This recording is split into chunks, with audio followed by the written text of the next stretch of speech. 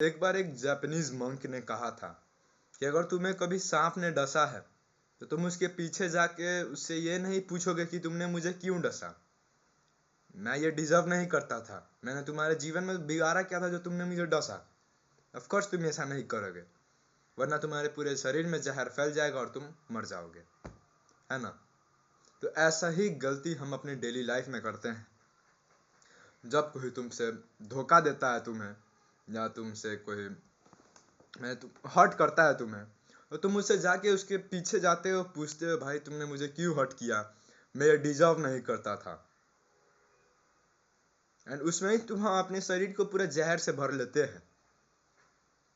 देखो, हमें एक बात समझना जरूरी है कि ये सांप का धर्म था हमें डसना।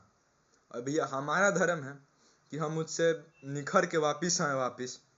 एंड हम खुद को इतना पावरफुल बना ले कि फिर हमें कोई सांप ना डसे, और डसे भी तो हमें उतना कुछ फर्क पड़े ना, है ना।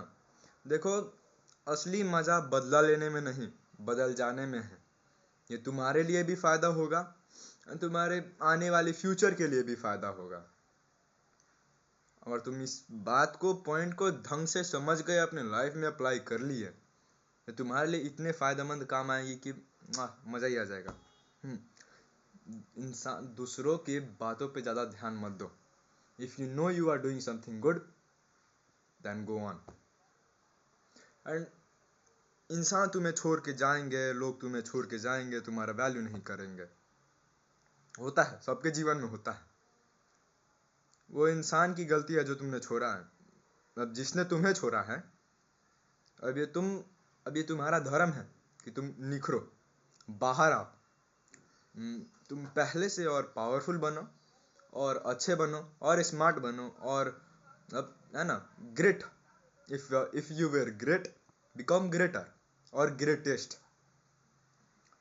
अगर तुम्हारी माथे में बुद्धि है, if you have mind, common sense, then you will not do this shit after all. बाकी आपका है, हमें क्या, हमें बस ज्ञान फैलाना है। That's it. स्टे हैप्पी, सोते रहो। इंसान होती है, किया जाती है। जीवन सुख है, स्टे हैप्पी।